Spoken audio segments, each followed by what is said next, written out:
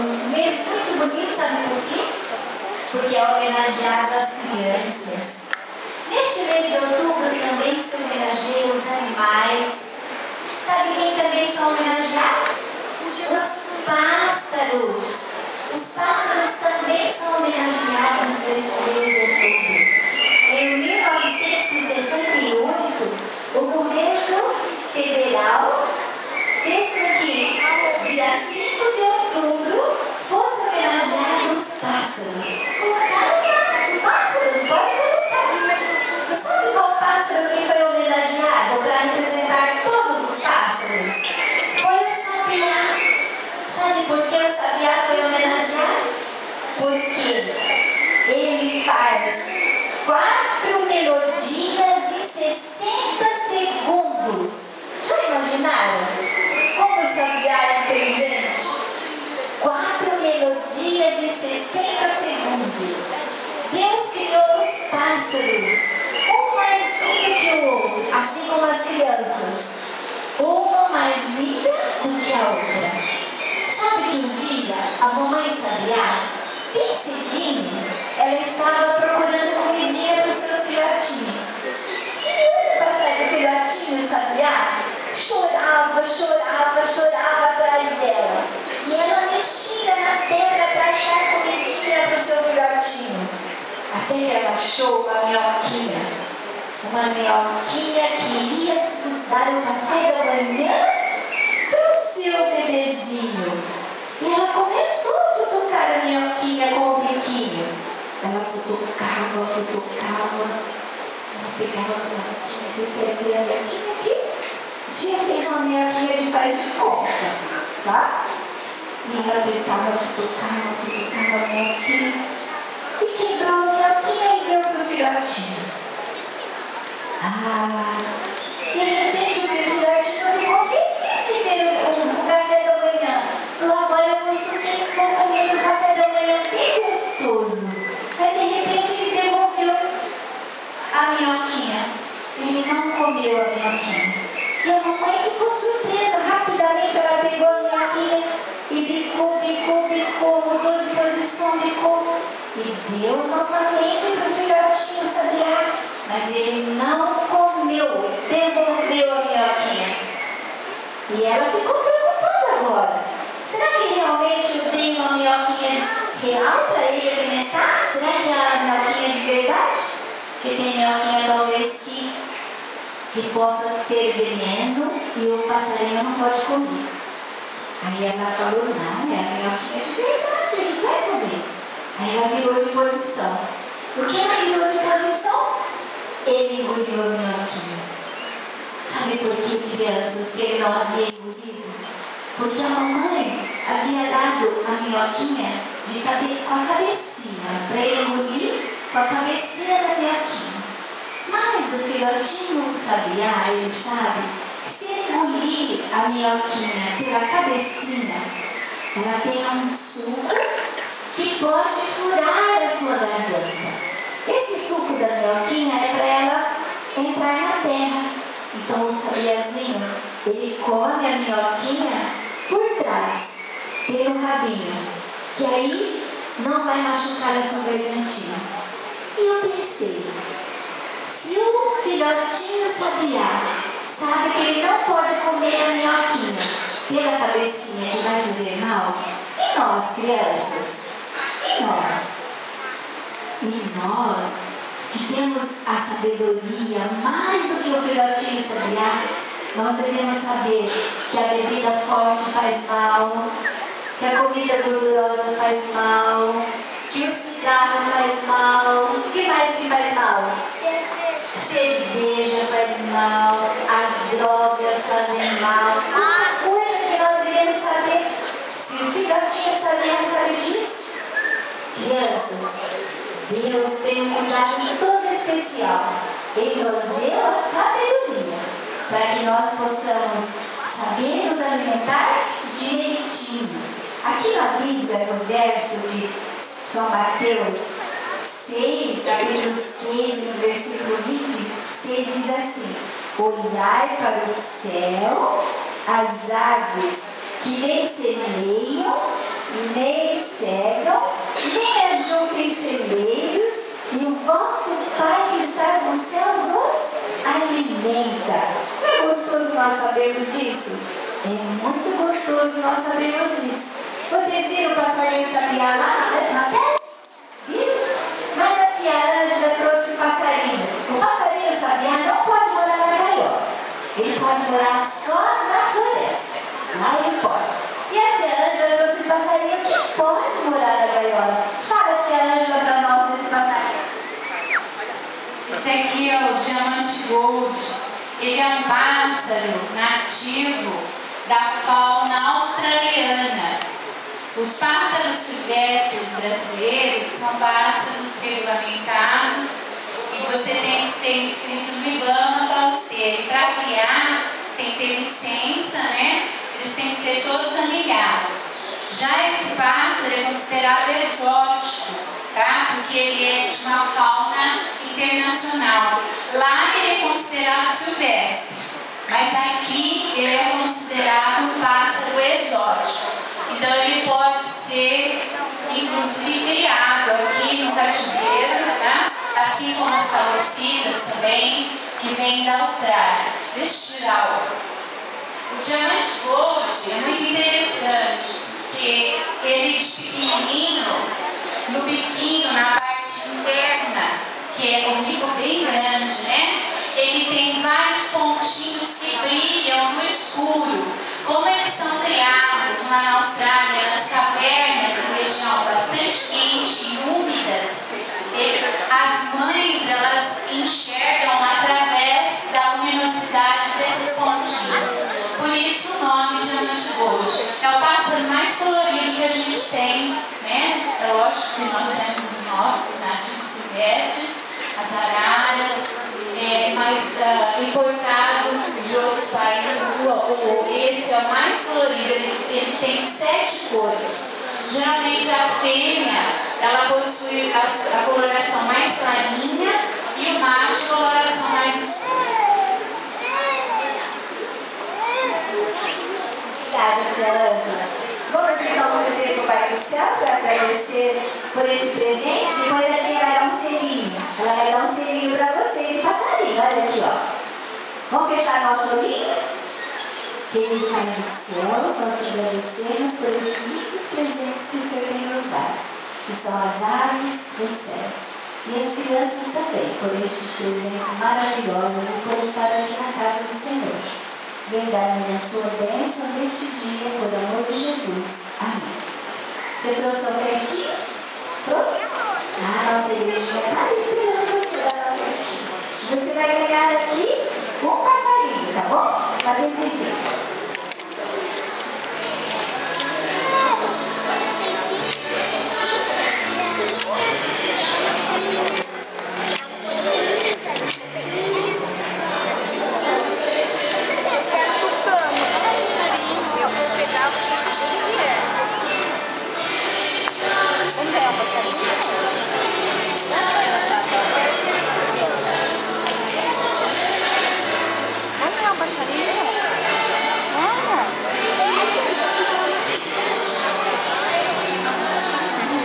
Vai estar no YouTube, viu? Tá bom. Você procura lá.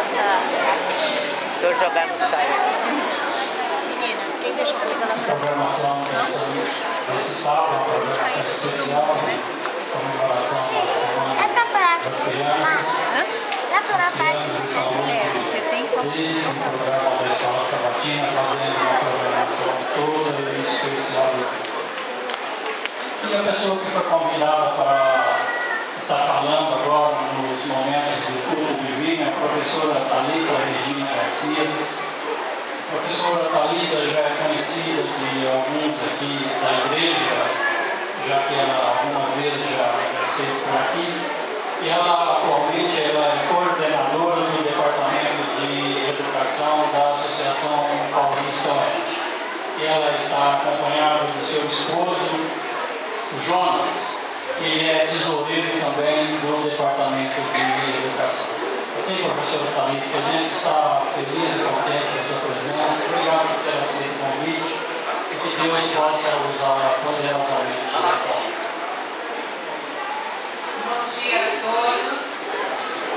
confesso a vocês que para mim está sendo um grande privilégio estar aqui. Por várias razões.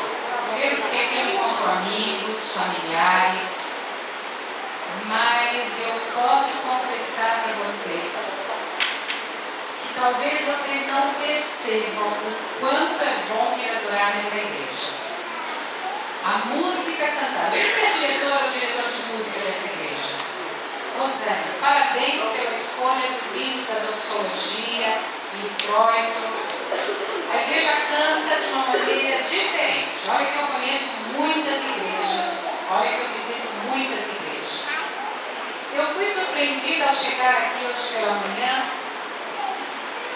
e acolhida tão bem, já logo de chegada.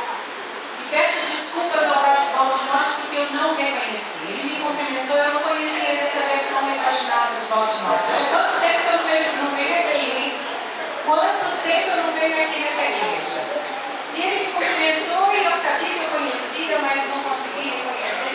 Coisa que eu reconheci, Baltimore, é muito bom rever você. É muito bom rever a Maria Concebida, que está logo aqui na frente. Assim como tantos outros. Eu peço desculpas a vocês, eu tive uma lição no tornozelo, tirei 3 ligamentos e agora, ao tentar me recuperar, desenvolvi uma tendinite.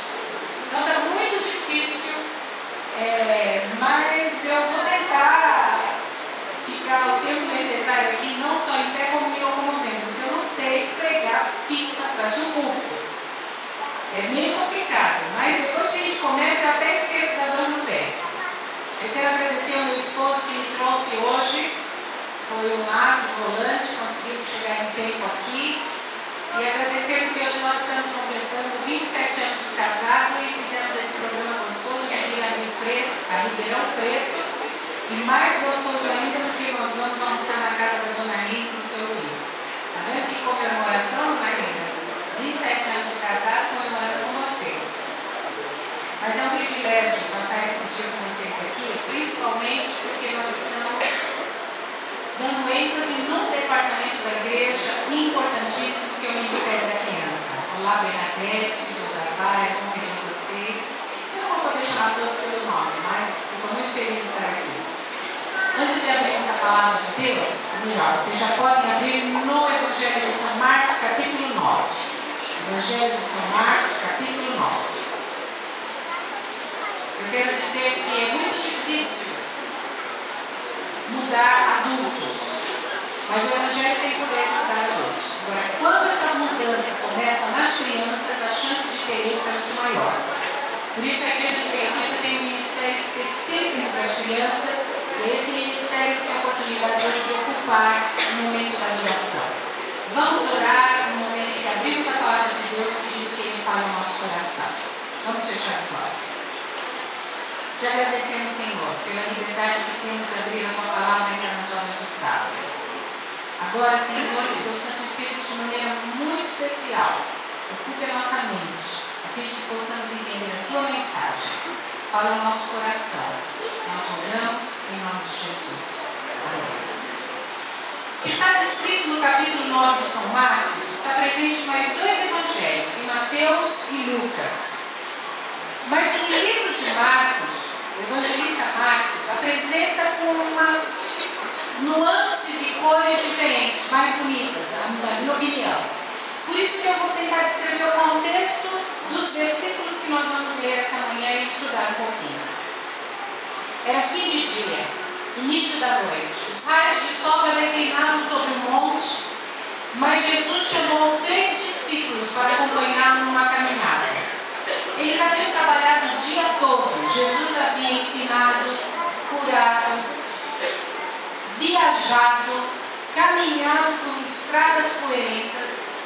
E ao chegar no lugar onde haveriam de descansar, Jesus resolve convidar 3 discípulos para começarem uma jornada no meio de terrenos arenosos, estradas estreitas e tortuosas que subiam o monte.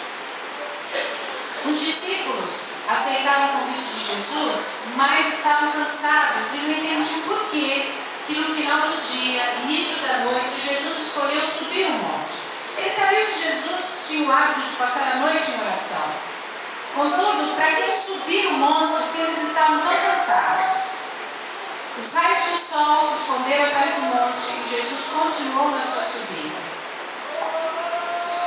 E ao chegar em determinada altura daquele monte, Jesus disse para eles: podemos parar, aqui está bom. Eles sabiam que Jesus passaria horas em oração naquele monte. Sabiam que eles teriam o privilégio de ficar com Jesus durante vários momentos, vários minutos, horas em oração. Por mais bem intencionados que eles fossem, o cansaço tomou conta deles. No início, eles oravam fervorosamente junto com Jesus. Mas havia alguma coisa diferente. Jesus estava triste de uma maneira especial, de uma forma que eles nunca tinham percebido. Eles percebiam a tristeza no semblante e Jesus estava diferentemente calado naquela subida. E os discípulos, preocupados com esta tristeza, também ficaram tristes. Por isso, por perceberem a tristeza de Jesus, ficaram tristes, tentaram unir-se fervorosamente em oração. No início eles conseguiram, mas logo o sono tomou conta deles. E eles não resistiram e começaram a dormir. Jesus, contudo, perseverava em oração, e a sua oração era especialmente pelos discípulos, porque ele sabia a prova que eles haveriam de passar. Estava perto da morte de Jesus. Jesus sabia a pressão, as sombras que haveriam de cair sobre os discípulos após a sua morte. A tristeza, as dúvidas. Jesus sabia que eles ainda não tinham compreensão correta do ministério dele, da sua obra messiânica. Por isso Jesus começou a orar a Deus numa oração diferente. Jesus começou a pedir para Deus que de alguma forma mostrasse para os discípulos um pouco da glória que ele tinha junto ao Pai, para que os discípulos acreditassem verdadeiramente na origem divina de Jesus. Jesus começa a pedir que de alguma forma Deus revele para aqueles três, para que quando eles passassem pela grande decepção da morte de Jesus, eles lembrassem daquilo que viram, a origem e a natureza humana divina que Jesus abrigava em si. Deus atende a sua oração. O Sr. White descreve que os portais do céu se abrem e uma luz fortíssima, diferente, incide sobre aquele monte. Toma conta de Jesus, suas vestes se tornam brancas, e Marcos descreve brancas como nenhum lavandeiro seria capaz de torná-las. Uma luz especial é derramada sobre Jesus, e Jesus, que estivera de joelhos, prostrado, com o rosto em terra, orando, se ergue. E a descrição do livro Desejado de Todas as Nações é que ele se ergue num porte diferente, num porte real. Jesus parece que fica até mais alto, porque agora sem ter a natureza divina presa dentro de si, descreve a sua arte que a natureza divina que ele carregava se une com a do Pai, e ele tem um porte diferente. E este momento é chamado momento da transfiguração, quando Jesus deixa sair de dentro de si a natureza divina que ele carregava. Pelo clarão, os discípulos acordam. Vem a cena, e Pedro, sempre o Pedro, mais falante, sem saber o que dizer, assustados, apavorado, Pedro diz: Senhor, não seria bom nós colocarmos 3 tendas aqui, para que Elias e Moisés também ficassem junto conosco? Não seria bom fazermos tendas aqui? Ali no Monte da Transfiguração está representado o grande plano da salvação, quando pessoas que não experimentaram ou não experimentarem o poder da morte serão levadas ao céu, e pessoas que tiveram que passar pela experiência da morte, do sono da morte, mas redimidas e salvas em Jesus, terão a oportunidade de ser restauradas. Desculpe, Moisés representava estes, experimentaram o sono da morte e serão ressuscitados por ocasião da volta de Jesus. E Elias representava aqueles que não passarão pelo sono da morte, prefigurando para Jesus o resultado do seu trabalho, prefigurando para Jesus o êxito da sua missão, da sua tarefa. Ali estava o plano da salvação revelado. Esse é o contexto do início do capítulo 9, mas eu quero me deter a partir do versículo 14. Versículo 14 diz que quando eles descem do monte, ao amanhecer do dia, após passarem a noite lá em oração, Jesus desce do monte para a planície. Quando eles se aproximaram, versículo 14, dos discípulos, vieram numerosa multidão ao redor, e os escribas discutiam com eles. E logo toda a multidão, ao ver Jesus, tomada de surpresa, correu para ele e o saudava. Ora, o dia estava amanhecendo, uma multidão já procurava por Jesus. Os escribas também estavam ali. Os discípulos conduziram a multidão para o pé do monte, porque eles sabiam onde Jesus estava. Quantos discípulos ficaram embaixo? Quantos discípulos ficaram embaixo? 9. 3 com Jesus no monte, 9 embaixo. A multidão foi levada ao pé do monte para ver quem? Para ver quem? Para ver Jesus. Só que o versículo 15 diz que quando Jesus aparece, eles se surpreendem, eles se assustam. Por que eles se assustam e surpreendem? Por quê? O rosto de Jesus ainda brilhava. E os escribas que estavam discutindo com os discípulos, quando viram aquela cena, a imagem de Jesus, irradiando ainda o brilho da glória do céu, se afastam. E no versículo 17, nos diz, ou melhor, 16, que Jesus pergunta para os escribas. O que Jesus pergunta para os escribas? O que discutiam com eles. Jesus leu o cenário, viu que ali havia algum problema e se dirigiu aos escribas. O que vocês discutiam com eles? O que havia acontecido antes? Um pai havia levado seu filho, um menino, possesso de um espírito do mal, e os discípulos não conseguiram libertar aquele menino. E os escribas começaram então a incitar a multidão contra os discípulos e contra Jesus. A multidão procurava por Jesus, mas, como sempre, a multidão costuma ser levada pelos ventos das ideias que mais lhes são oportunas. Quando eles viram que os discípulos eram incapazes de libertar aquele menino do espírito ou dos espíritos malignos, os escribas começaram a dizer: está vendo? Nem eles conseguem, nem Jesus vai conseguir. Eles são embusteiros, eles são falsos. E a multidão começou a acatar e a acolher as ideias dos escribas. Diante desse contexto, surge no meio da multidão, versículo 17, o pai que respondeu para Jesus: Mestre, trouxe-te o meu filho, possesso de um espírito mudo. E este, onde quer que o apanha, lança-o por terra. E ele espuma, ri os dentes e vai definhando. Roguei a teus discípulos que o expelissem, e eles não o puderam. Então Jesus lhes disse: ó geração incrédula, até quando estarei convosco? Até quando vos sofrerei? Trazei-o. E trouxeram-no. E quando ele viu Jesus, o espírito imediatamente o agitou com violência, e caindo ele por terra, revolvia-se espumando. Perguntou Jesus ao pai do menino: há quanto tempo isso sucede? Desde a infância, respondeu. E muitas vezes o tem lançado no fogo e na água, para o matar.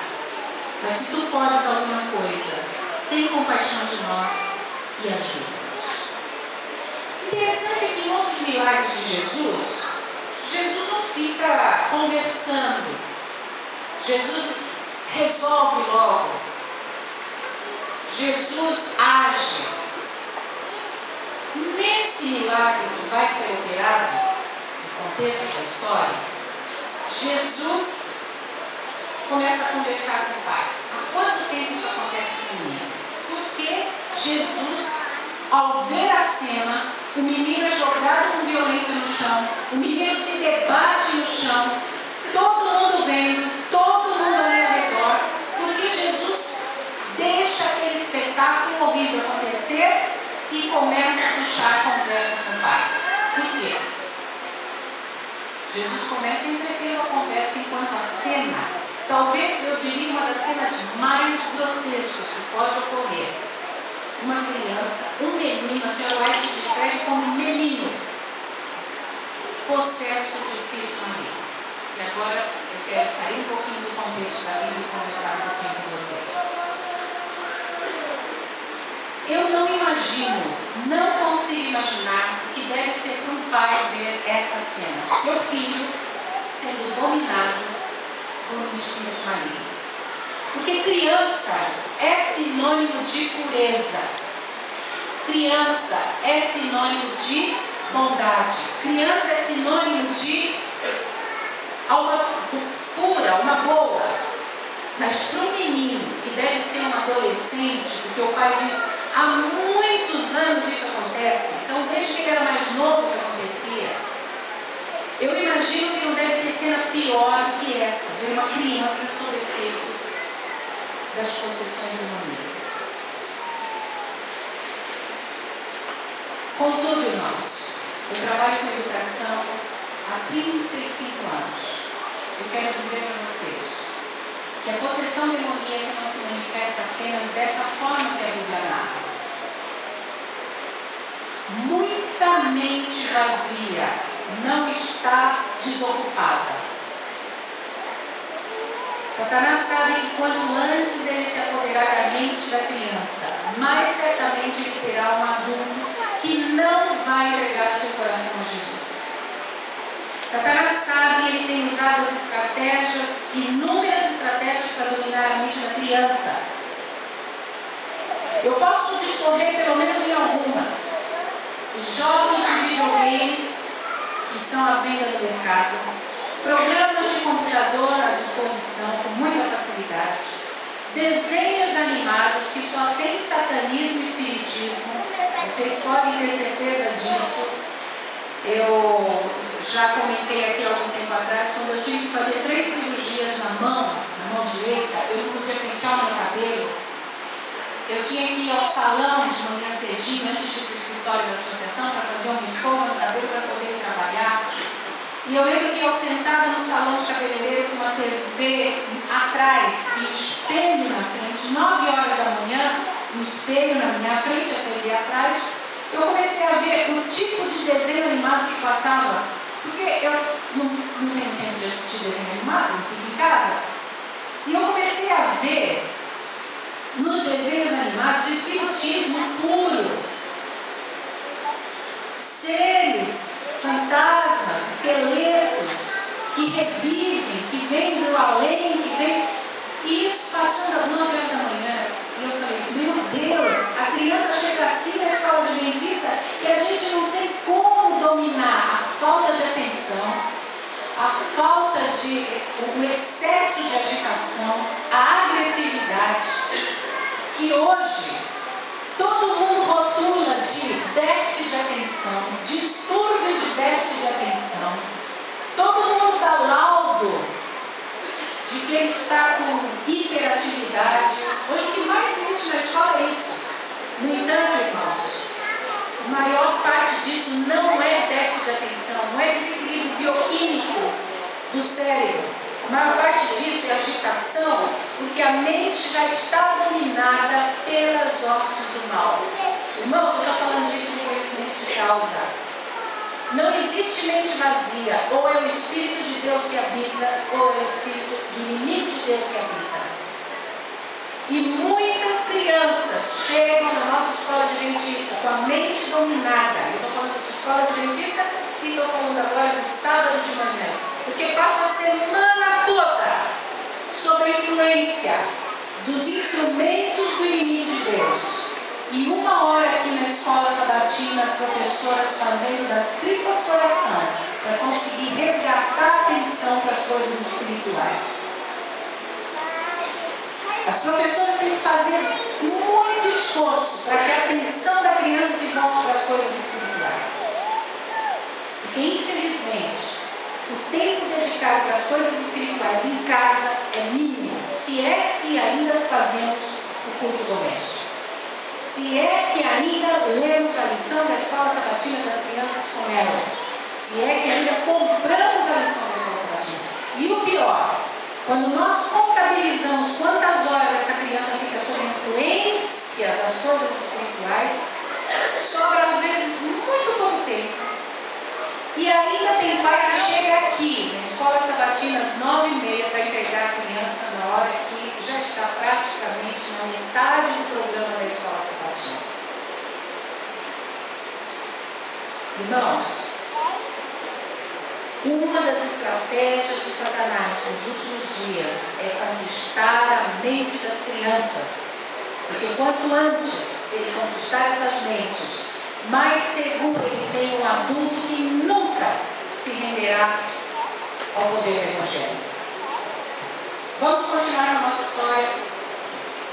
Porque Jesus permite que a criança, ou melhor, que o inimigo de Deus, os espíritos do mal, tenham um show diante da multidão enquanto ele conversa com o Pai. A senhora White diz o seguinte: novamente se defrontam naquele campo de batalha o príncipe da vida e o príncipe dos poderes das trevas. Cristo, em cumprimento da sua missão de apregoar liberdade aos cativos e pôr em liberdade os oprimidos, e Satanás procurando segurar a vítima sob o seu domínio. Naquela multidão, anjos de luz e anjos maus, invisíveis, comprimiam-se para presenciar o conflito. Olha só a descrição dessa cena. Por um momento, Jesus permitiu que o mau espírito demonstrasse seu poder. Por quê? Porque a multidão tinha duvidado da capacidade dos discípulos de Jesus libertarem aquele menino. Então Jesus permitiu que a multidão visse onde o ser humano pode cair. Até quão baixo Satanás pode levar o ser humano. Jesus permitiu que os anjos maus mostrassem o seu poder, que o mau espírito ostentasse o seu poder, para que os espectadores pudessem compreender a grande libertação que ia se operar ali. Vamos continuar a leitura da Bíblia?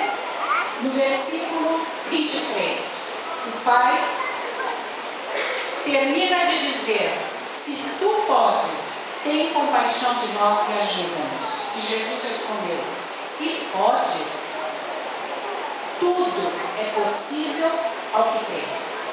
E imediatamente o pai do menino exclamou com lágrimas: eu creio, ajuda-me na minha falta de fé. Vendo Jesus que a multidão concorria, repreendeu o espírito imundo, dizendo-lhe: espírito mudo e surdo, eu te ordeno, sai deste jovem e nunca mais tornes a ele. E ele, clamando e agitando muito, saiu, deixando como se estivesse morto, a ponto de muitos dizerem: morreu. Mas Jesus, tomando pela mão, o ergueu e ele se levantou. Se tu podes, tudo é possível ao que crê. E a senhora White diz no livro Desejado de Todas as Nações: não há falta de poder da parte de Cristo. A cura do Filho depende da fé do Pai. Quem foi que promoveu a cura desse menino? O poder de Jesus ou a fé do Pai?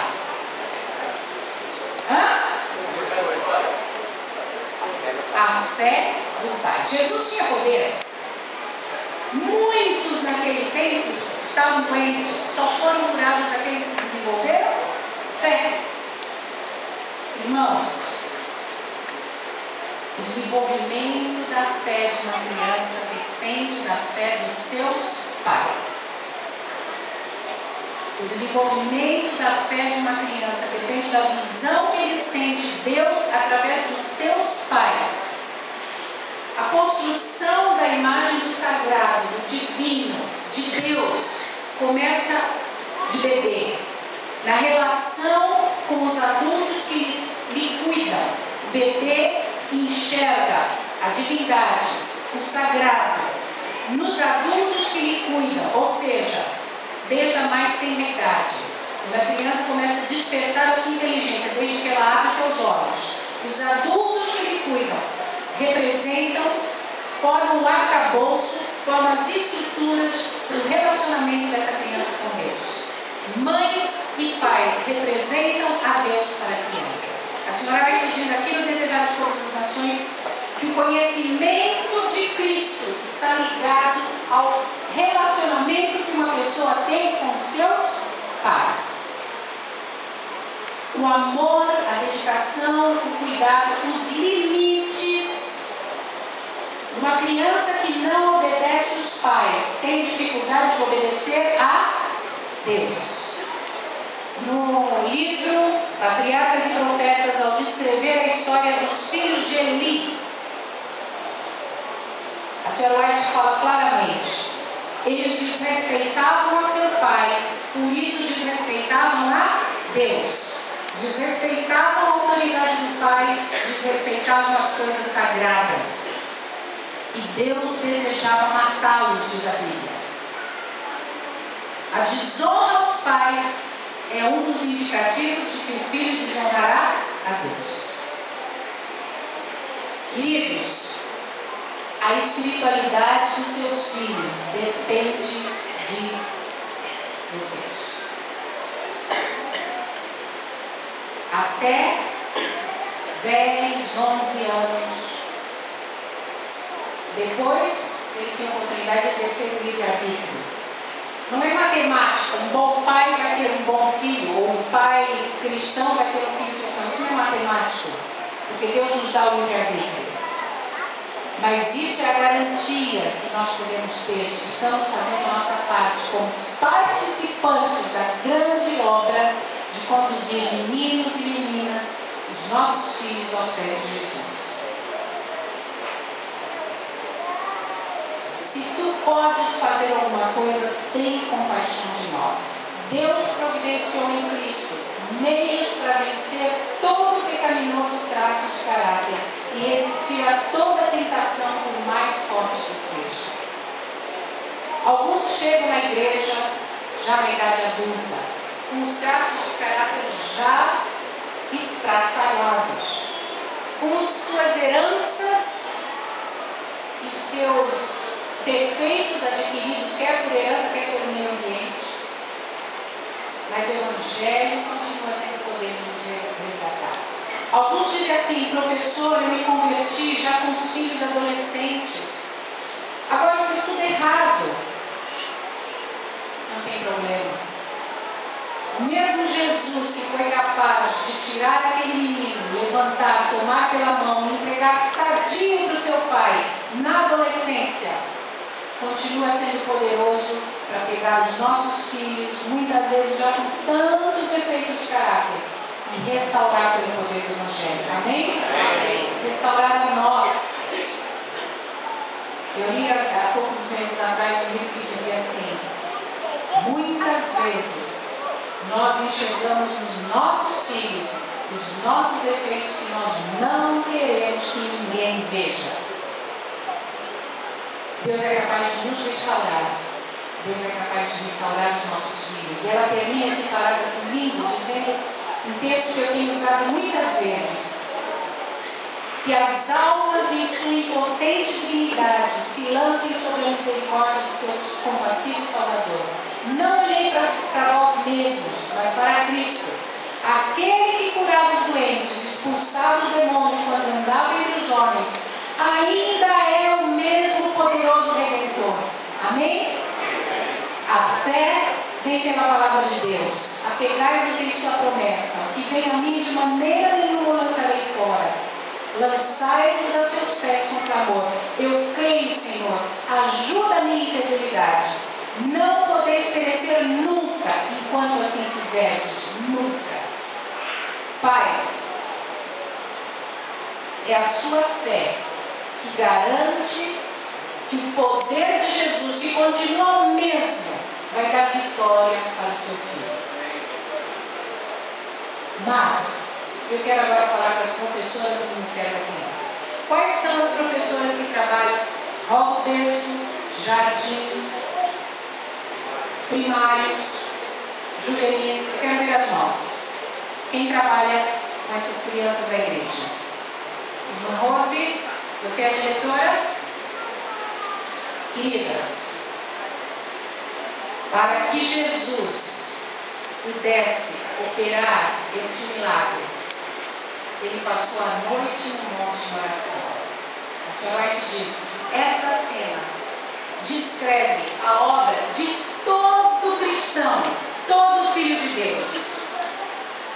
Bom seria que nós ficássemos o tempo todo no monte, em oração. Mas Jesus tinha uma obra para fazer na planície. Cada sábado, professoras, vocês têm que descer na planície e entrar no palco do grande conflito. Vocês só terão poder se vocês passarem horas no monte em oração. Professoras de crianças, vocês entram no palco do grande conflito direto. Se vocês não passarem horas no monte, vocês não terão poder. Vocês fazem uma triste figura cada sábado de manhã. Essa obra de descer do monte na planície é a obra que está à nossa frente para ser feita. Todos nós que um dia aceitamos a missão de levarmos esse evangelho ao mundo. Diz assim a senhora White: essa cena é uma lição objetiva da redenção. O divino descendo da glória do Pai para salvar o perdido representa também a nossa missão, não somente no cimo do monte, no cimo da montanha com Jesus, em horas de iluminação espiritual, se deve passar a vida do servo de Cristo. Há para eles trabalho a fazer na planície. Almas a quem Satanás tem escravizado estão à espera da palavra de fé e oração que os tornará livres. Depois os discípulos perguntam: por que nós não conseguimos? Jesus diz: esta casta só se liberta com fé, com oração e jejum. Na verdade, irmãos, a igreja tem um grande ministério: levar crianças aos pés de Jesus. Não é um trabalho solitário, é um trabalho a três mãos: família, escola e igreja. Cada dia está mais difícil. Cada dia as crianças estão mais difíceis. Cada dia que nós nos aproximamos mais da breve volta de Jesus, Satanás vai arregimentar as suas forças para essa batalha. Que nós possamos estar atentos, que nós possamos nos munir das armas necessárias. Mas eu peço, pais, mães e professoras, passem tempo no monte, recebendo poder, para que vocês possam entrar no campo da batalha. Pais, é a fé de vocês, o tempo que vocês dedicam estudando a lição da escola sabatina com essas crianças, em culto diário com essas crianças, que vai fazer a cerca de proteção em torno desses meninos e meninas. A igreja contribui, a escola contribui, mas é em casa que você apresenta essa criança diante de Deus diariamente. E eu quero concluir lendo São João capítulo 14, versículo 12. São João capítulo 14, versículo 12, a última lição de Jesus. A última aula de Jesus para os discípulos, antes da morte. Ele nos prepara para a vida do Consolador. E ele diz para aqueles discípulos, e diz para cada um de nós, versículo 12, do capítulo 14: em verdade vos digo, que aquele que crê em mim fará também as obras que eu faço, e outras maiores fará, porque eu vou para junto do Pai. E tudo o que pedires em meu nome, isso farei, a fim de que o Pai seja glorificado no Filho. Se me pedirdes alguma coisa em meu nome, eu o farei. Será que nós podemos fazer coisas maiores que Jesus fez? A Bíblia está dizendo, se crerem em mim, poderão fazer coisas maiores do que eu fiz. Ao comentar esse versículo, a senhora White escreve que a nossa obra é maior em extensão. Jesus estava limitado. Hoje nós temos recursos, meios de comunicação, condições de levar o Evangelho rapidamente ao mundo. O que nos falta é o poder. O que nos falta é o Consolador, é o Espírito Santo. E nós, que como igreja, nós possamos ter a compreensão do momento solene que nós estamos vivendo. Nós possamos ter compreensão de que as armas de Satanás para atingir as crianças são muito mais hábeis e espertas do que o flanelógrafo que nós temos em cada sala aqui no nosso partido. Mas em Cristo há poder. E esse poder está à nossa disposição para fazermos as mesmas obras que Ele fez, e ainda maiores. Nós possamos, professoras da classe das crianças, clamar pelo Espírito Santo e passar mais horas em oração antes de entrarmos na nossa sala da escola sabatina. Pais e mães, orarmos mais no poder e sabedoria, liderança da igreja, e que possamos, depois de subir o monte, descer na planície, porque a obra para todos nós fazermos na planície do mundo. E nós sintamos essa responsabilidade de levar a salvação para os perdidos enquanto é tempo.